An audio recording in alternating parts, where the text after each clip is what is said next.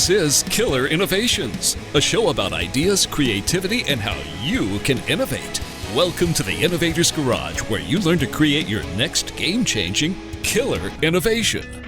Welcome to this week's Killer Innovations. I'm your host, Phil McKinney. This week, we are going to talk about creative thinking. Now, creative thinking, a lot of people think it's just about that ability to just crank out large number of ideas. I would disagree. Creative thinking is much more than just that. Creative thinking is a lifestyle. It's almost a personality trait. It really is a way of seeing and perceiving the world, and more importantly, using creative thinking to change the world. Now, I've said this many times on this show, that creative thinking is the fundamental skill that will determine future success. You go back and look at all of the leading thinkers, leading innovators, CEOs have started companies, leading technologists. It's that ability to apply creative thinking to identify the problem, come up with a solution, and bring that to market. Now, many people think that creative thinking is just a single thinking style, that you only, you either have this magic thing called creative thinking or you don't. Now, I'm here to dispel that myth. We all have a variety of different thinking styles that we just naturally have. Some cases, it's a little bit of our DNA. It's how we're raised in our household, how our parents thought. We tend to mimic thinking styles within families. It's the educational system. Did you have a teacher that exposed you to different types of thinking styles? And we tend to fall into kind of certain buckets of these thinking styles. So what we're going to do today is I'm going to walk through the variety of thinking styles that are out there. Now, I'm not claiming to be an expert in all kinds of thinking styles, but my hope today is to at least expose you to you being able to say, hold on, I kind of see myself as that style or see myself as this style. The result, though, being that I want to wrap it all together and show you how any of these thinking styles can be the foundation for how you think creatively. We all don't think creatively in the same way. Creative thinking is not a 12-step process that you just magically learn and can apply. It's really about understanding the thinking style you have and then understanding how to use that to come up with ideas in a unique and different way. Now, to start off, the one thinking style that we tend to all try to bucket ourselves into is either what's called left dominant or right dominant. Now, left dominant tends to get categorized as people who are, more analytical, and the people right dominant is more creative. And that's not the case. Again, I'm trying to dispel this myth that only a certain segment of the population have the ability to think creatively. That is not the case. We are all naturally creative. So if you are left dominant creative, then you tend to be a more conforming person. You tend to want to fall in line with the teams or the organizations. You prefer structured assignments, have your boss lay out the tasks that you need to do. Then you tend to want to follow that and execute those systematically. You tend to be very good at recalling verbal material. That's the way you collect facts, is through you're much more verbal dominant. The issue there is that will cause you to tend to sequence ideas in the form of an outline. You tend to listen, you tend to outline, and that's where you trigger your ideas from the creative process. Then you'll also try to draw that into some form of set of conclusions in order to try to solve the problem logically. Again, this is where the left dominant brain kind of analogy, people say, oh, if you're left dominant, you're much more systematic, you're much more logical. And it's through this process of listening verbally, outlining what you're understanding, looking at things systematically. But in that process, you are generating ideas. You are creative. And then through that whole process, then coming up with those ideas that can be improved. If you are right dominant creative versus left dominant creative, you tend to be the non-conforming person. You tend to be in some cases, you might have been the black sheep of the family. You prefer open-ended assignments. Just give me the end result, and I'll figure out a way to get from A to B. Don't break it down for me. And therefore, then you kind of go through this whole process of exploring. How do you get from the ultimate target from where you're at today? You got an assignment to go do something or solve a problem. It's that exploration that tends to then stir up the ideas for you. You also look for ways of looking at things in a summary form. You're not into the details. You're not into getting into the nitty gritty. You don't need that input in order to come up with the ideas for the solution. And then you tend to solve problems intuitively. You tend to use your gut much more so than any other way.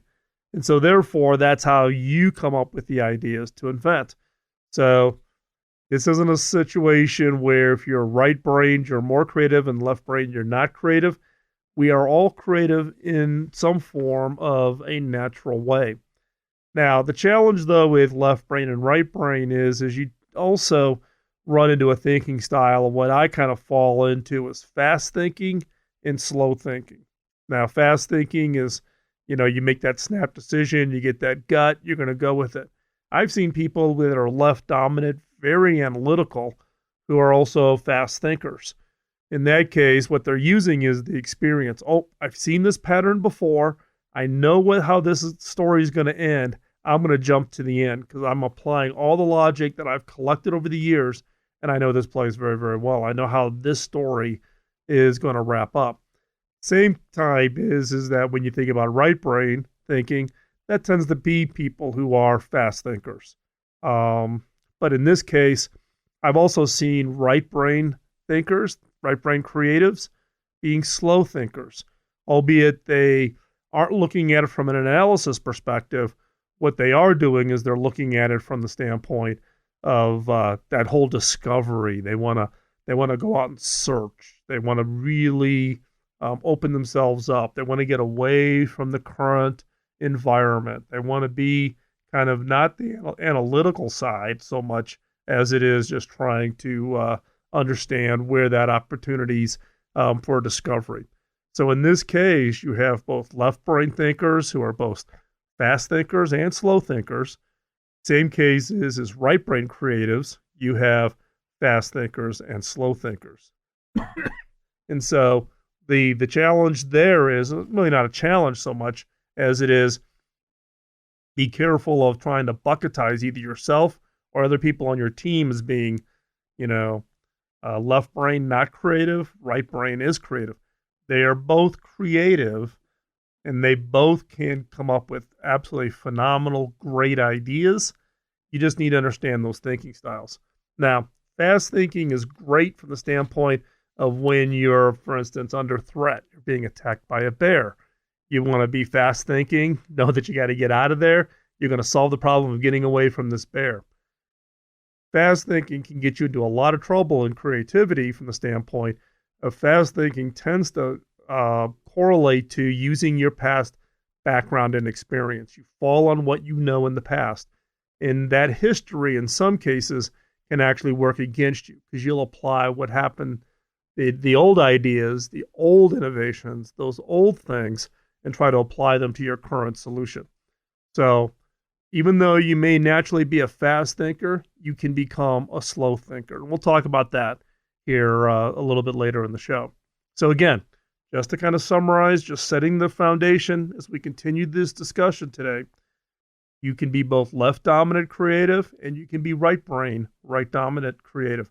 They are both creative. They are creative in different ways. Applied to that, independently, you can be a fast thinker or you can be a slow thinker. In some cases, people refer to fast thinking as intuitive, slow thinking as being rational thinking. And we'll talk more about this again, a little bit later in the show.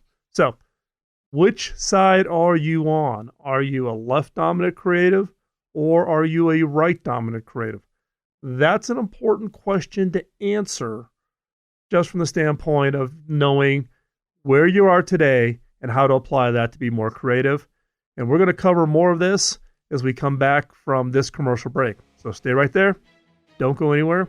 You're listening to Killer Innovations on the BizTalk Radio Network.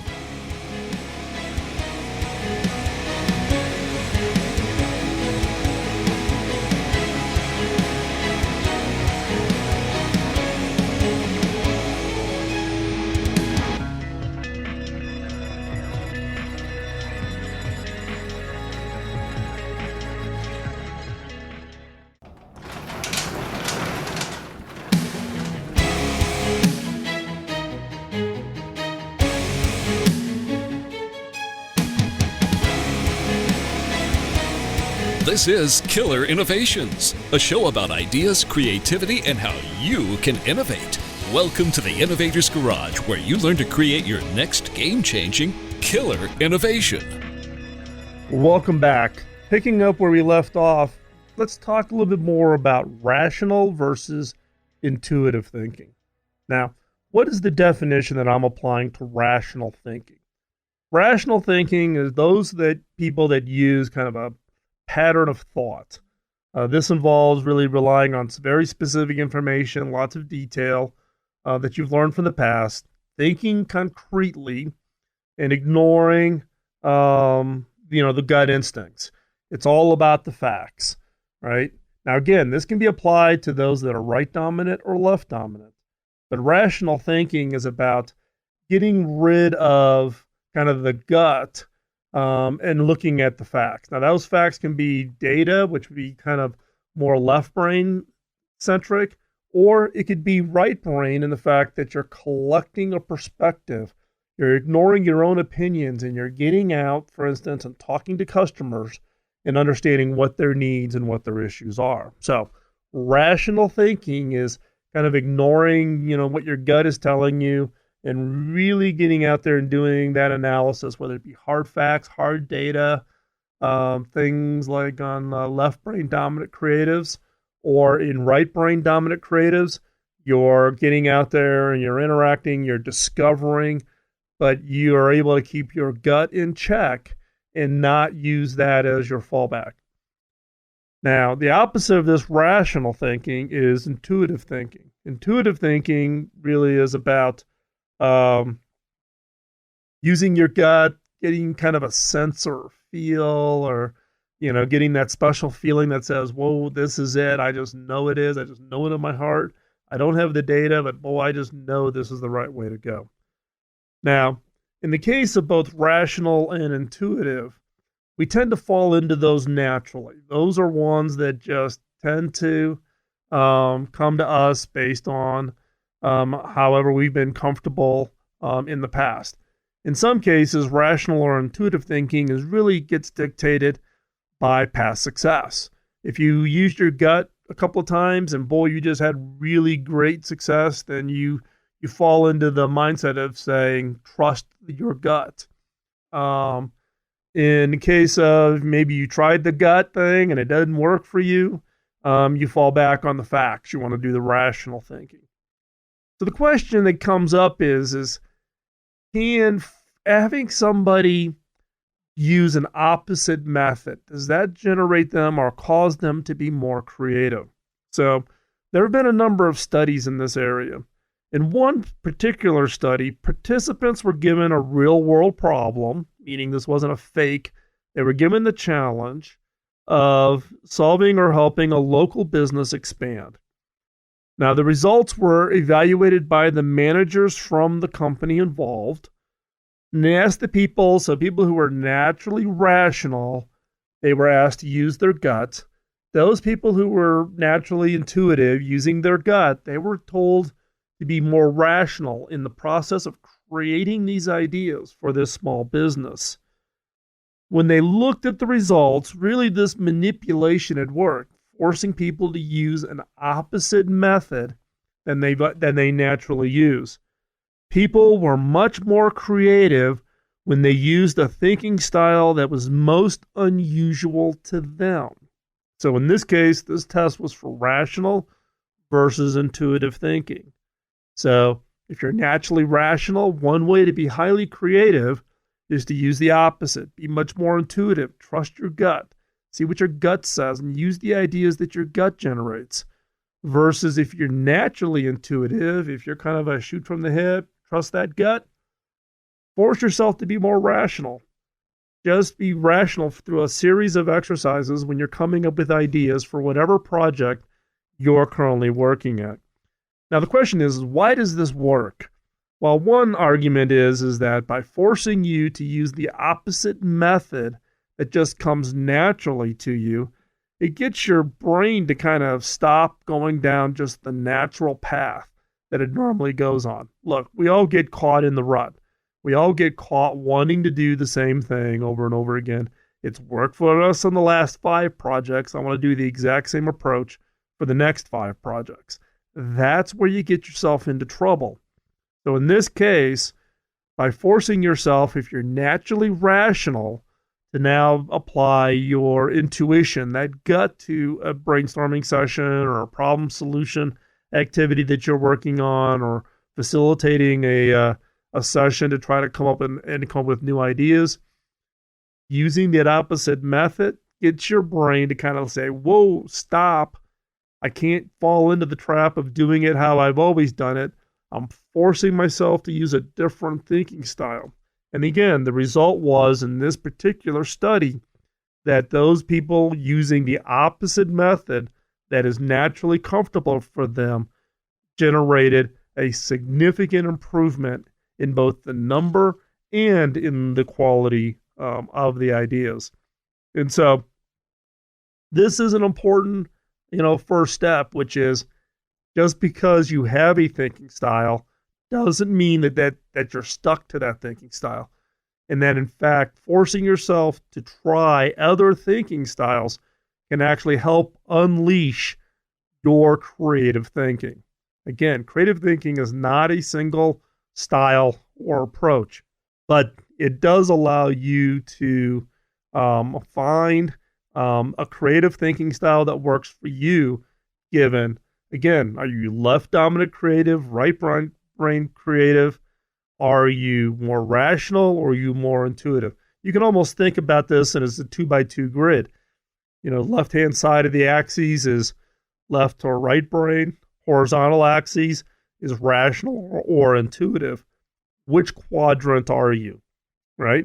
And so the question becomes then is, can you use the other axes or the other 3 quadrants to be more creative and come up with a better set of ideas for whatever project or for whatever session that you're currently working on? So that is just step 1 in this process of proving to you and proving to ourselves that our thinking styles don't dictate whether we're creative or not. But the fact is that we can change our thinking styles and be highly and much more creative. So we're going to take a quick break here. And when we come back, we're going to talk about convergence and divergence thinking. That's a different style of thinking that you actually want to apply across the stage of your creative thinking. When do you want to be divergent, and when do you want to be convergent thinking styles? So we're going to pick that up when we come back from this quick commercial break.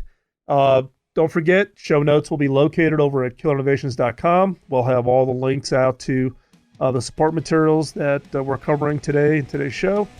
And stay right there. We will be right back.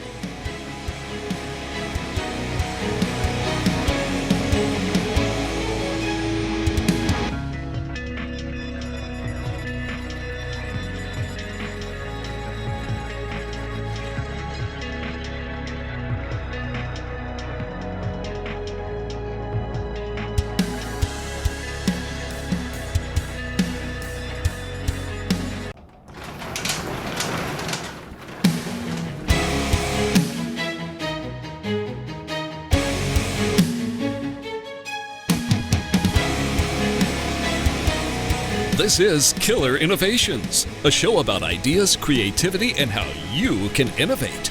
Welcome to the Innovator's Garage, where you learn to create your next game-changing killer innovation. Welcome back to Killer Innovations. I'm your host, Phil McKinney. Picking up where we left off, I want to talk about convergence and divergent thinking. Now, this is yet another thinking style. Some of us are a little bit more comfortable being one or the other. But let me first give you a definition of what do I mean by convergent thinking and divergent thinking. So divergent thinking usually includes the ability to elaborate, think diversely, come up with what could be versus what is. So questions you would ask in that case would be like, well, what if we could do this? Or how about let's try this? Or, hey, how about if we just try to, force the team to try to do something radically different? So divergent thinking is about what's possible. Now, divergent thinking is great for cranking out a lot of ideas. And you'll see that, in the beginning of a brainstorming session, you want to get your teams thinking divergently. You want to get out there and thinking very broadly. Well, the opposite of divergent thinking is convergent thinking. Convergent thinking is the ability to use logical, evaluative thinking really to critique and narrow down the ideas to the one that's kind of best suited to solve the problem. So again, you would start the project divergent because you want to get lots of ideas, but at some point in your process, you flip it to convergent thinking. Now, here's the challenge. Again, people tend to fall into one set of thinking styles here. Some people who it may be somewhat a little bit more left creative dominant, but they want to be more analytical. They want to filter out the ideas to get to the process of solving the problem. Divergent thinking tends to be a little bit more found in people who are right brain dominant, but again, it's not exclusive. But in the case of when you're trying to work on and come up with very new, creative, game-changing, breakthrough, killer innovations for your company, your business, or whatever organization you're involved in, you're pulling together people to help you out. The key here is to be very prescriptive. Step one in a brainstorming exercise is you want divergent thinking. You want the what if. What is possible? How could we? What if we did something like this? And so therefore, challenging the teams to stay divergent through the process of the brainstorming exercise is absolutely critical. Now, after you've collected all of the ideas, then the challenge becomes then is you do need convergent thinking. Now you've got a list of 200 ideas. What in the heck do you do with 200 ideas on a flip chart? In the past, most people would just type them up, send them around to everybody in the organization, and then what happens? Come on, be honest. What happens? Nothing happens because nobody knows what to do with 200 ideas. That's where convergent thinking comes into play. Convergent thinking is all about narrowing down those ideas and getting it down to those 2 or 3 ideas. Now, in our case, in the Killer Innovations methodology and what we teach in workshops and what we teach when we facilitate brainstorming sessions for companies and teams and organizations is a ranking exercise, which is convergent thinking. You are using a methodology, an approach, and a series of questions in order to go from 200 ideas down to 2 ideas, the ones that you're going to focus your primary time on. Now, step back and think about people that are in your organization. I'm going to bet that you can bucketize people within your team that are either divergent thinkers. So those are the guys that are just out there constantly thinking the future, blue sky. Some cases people may tag them as, they're not in touch with reality. They're just out there doing their thing. At the same time, you could probably sit back and bucketize people in your organization who are convergent thinkers. These are the people who are always telling you why an idea won't work. Well, I've tried that before, or I don't think there's enough money in it. Some cases you may classify them as antibodies, but in reality, they're applying what is in their history, what they know based on the past, what they've learned, the analysis that they're running around in their head. So the key for success in any form of innovation efforts, when you are trying to come up with ideas, is to get everybody, whether it's a natural thinking style or it's not their natural thinking style, but you need them to think divergently early in the process. And as you develop this big balloon of ideas, you need to narrow those down at some point. That's when you need to switch everybody and be very deliberate about it. At the very specific point in the process, you need to say, okay, we're no longer thinking divergently. We need to be convergent in our thinking. We need to narrow these ideas down so that we get the best 2 or 3 ideas that we can actually take forward, that we can pitch to management, that we can actually get some funding support for, and that we can actually go out and drive some experiments to see if this is really going to be the big hit that we all think it's going to be. And so in this case, it is, again, getting people out of what I would call a natural style and get them to think differently. And so divergent, very important in the early phases of the work, convergent at the end of the process as you want to narrow it down. And again, letting people fall back on the crutch that says, well, I'm just naturally this thinking style is bogus. We all can apply a different thinking style. We have a natural thinking style. Are you left dominant creative? Are you right dominant creative? Are you, intuitive? Are you divergent? All of these characteristics make up who we are from a natural perspective. But when it comes to creative thinking, you can actually step out of your natural thinking style and apply a different thinking style and be very, very creative. So don't let this become a crutch for you from the standpoint of saying, well, this is just how I think. This is my thinking style. That's a cop-out, and it doesn't work if you truly want to build out your creative thinking abilities. Look, why am I beating on this horse so much? Why have I been beating on this horse for 12 years of this show? It is because I am absolutely convinced that creative thinking is the number one skill you need to have if you're going to be successful, whether that's success in your personal life, whether that's success in your career, whether that's success in helping your organization go on to become something, magical and, high impact and change the world. If you don't tune up and improve your ability to be highly creative, and creative thinking is the number one skill you need to have, you are going to get left behind. Now, you're here listening to me right now, so obviously you already have kind of a natural bent to want to learn, to want to understand how to apply this to your world. This is the purpose of why we're here today. Don't fall into the trap thinking that you just have one thinking style. That's it. And that therefore then, either you're creative or you're not creative. Hopefully so far, we still got more to cover here coming up in the 4th segment. But the point here is that you can get out of your natural thinking processes, your own natural thinking styles, step into other thinking styles, and those will unlock a huge amount of creative ideas for you. And it's actually acting and operating in some cases in unnatural thinking styles that actually becomes the spark for some of those great innovations and those great ideas that you have. So when we come back, we're going to pick up where we left off here. We're going to continue our conversation.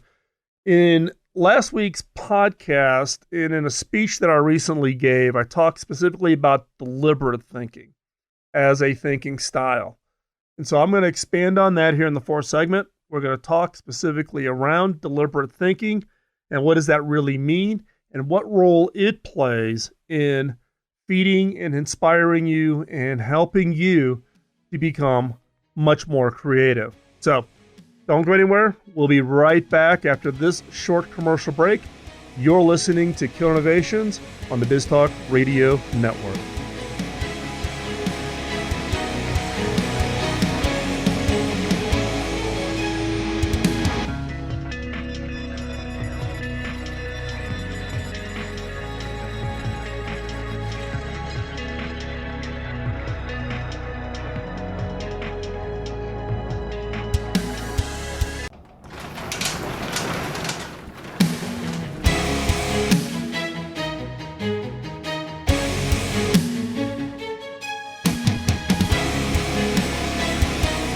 This is Killer Innovations, a show about ideas, creativity, and how you can innovate.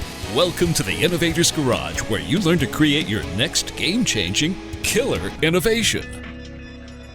Welcome back to Killer Innovations. I'm your host, Phil McKinney. Before we jump back into the show, I want to thank our sponsor this week, which is TopTal.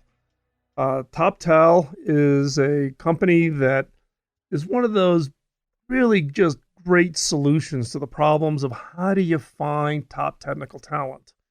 Now, I've been out there, I've recruited thousands and thousands of engineers over my time to work for me. But in some cases, what I'm looking for is a very unique expertise for a limited amount of time. I just need a help on a specific project, don't have the technical skills at my fingertips.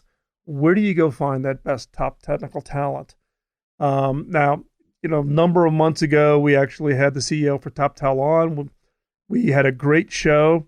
The end result was TopTal stepped up and offered to be a sponsor for Killer Innovations. Now, in the 12-year history of Killer Innovations, I've never taken a sponsor, so this is unique for us.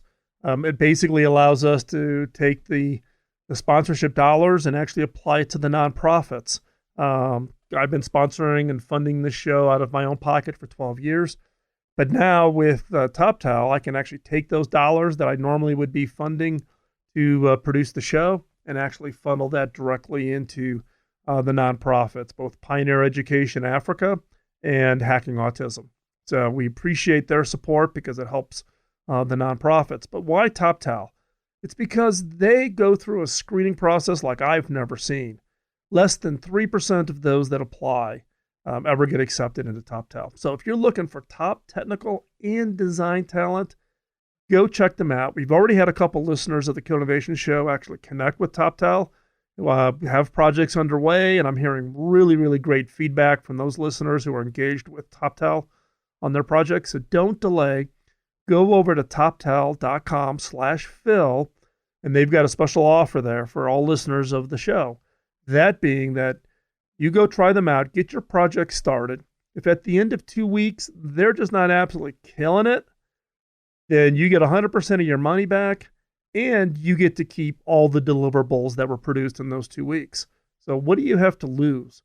Go try them out, find just that right, perfect technical talent for the project that you've got, and go create that next breakthrough innovation.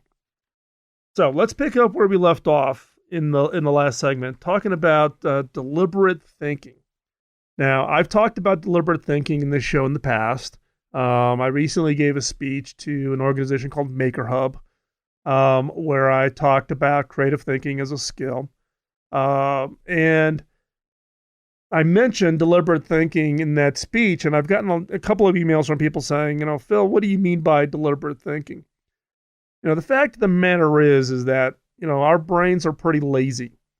We learn how to do things, and then it just comes natural to us. We know how to walk. We know how to, do certain things, talk. The things that we just are just naturally the things we do, and we fall into this rut. And as we've been talking through this entire show, thinking styles is one of those.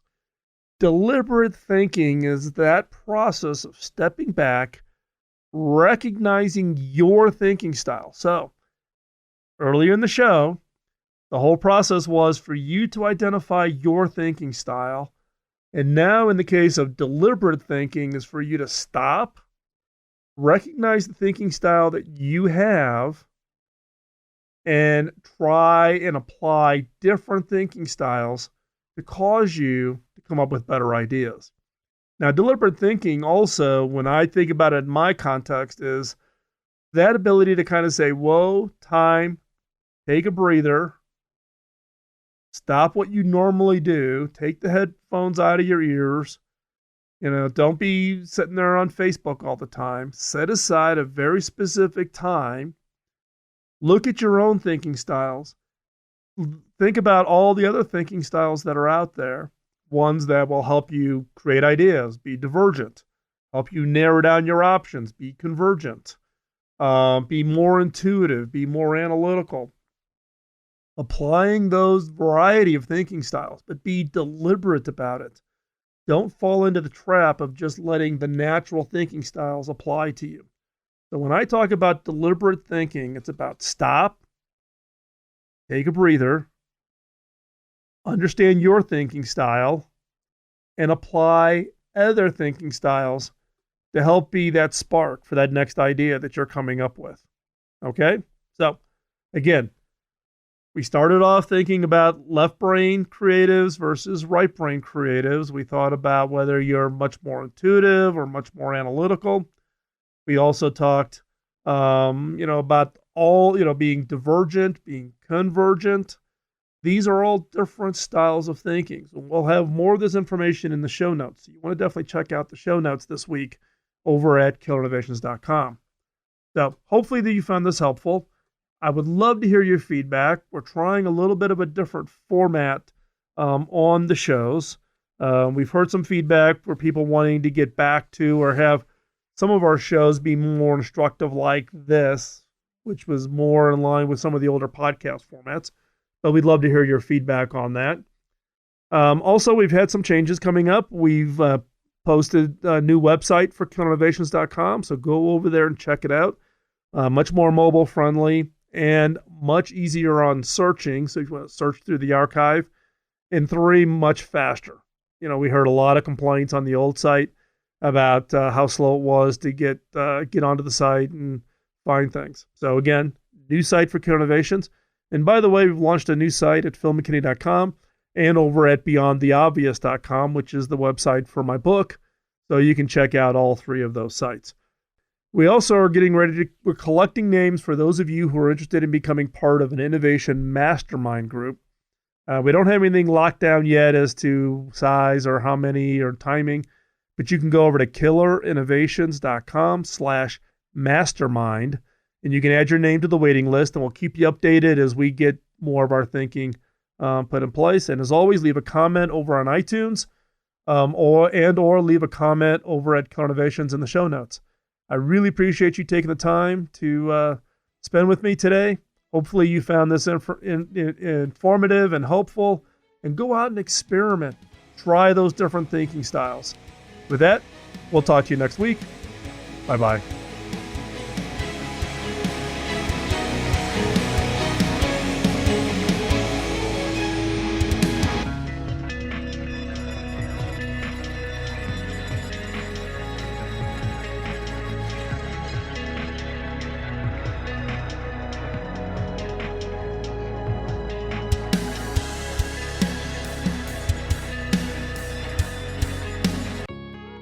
Autism. 1 out of every 68 children in America are impacted across every race, ethnicity, and socioeconomic group.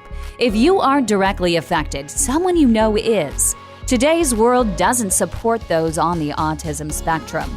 It needs hacking for us to truly welcome those who think and create differently than ourselves. We're Hacking Autism, a nonprofit charity with a mission to hack therapy, technologies, and career opportunities that improve the personal and professional lives of people on the autism spectrum. We believe that everyone can play a role in supporting those on the autism spectrum so that they can show their unique talents and abilities in this fast-paced world. You aren't powerless in this fight. Use your gifts and talents to make a positive impact. Join us in making a difference. Go to hackingautism.org to learn more. Carpenters have their hammers and saws, chefs have their outfitted kitchens, and musicians have their instruments. A craftsman's ability to do their job is dependent on having the right tools. So where does an innovator, someone who takes an idea and makes it real, find the right tools to do their job? Outfit your innovator's garage by visiting innovation.tools. Innovation.tools is an online store created by innovators for innovators. It's where you will find tested and proven tools to help you create that next great product or service. These tools include books, audio training, video training, brainstorming how-tos, and much, much more. And for a limited time, listeners of Killer Innovations will get 25% off on your first order by using the discount code RADIO at checkout. And 100% of our profits from your purchases will be donated to charity. So go to innovation.tools and create that next great innovation. Rwanda is a shining example of how the global community can come together and rebuild a country after a devastating genocide. But there is still more that needs to be done. In the rural villages, students are crowded into schools with no electricity, no running water, no internet access, and limited sanitation. Will these kids be ready to continue the rebuilding of Rwanda, or will they be dependent upon others? Through education and employment, boys and girls have an equally promising future that can transform their struggling communities. For $20 a month, a child can be educated and a community strengthened. By supporting Pioneer Education Africa, a 501c3 charity, you partner with others to provide education that will prepare a generation to take on the task of self-reliance. 100% of the proceeds received go directly to the education of the children. Visit pioneereducationafrica.com to find out more.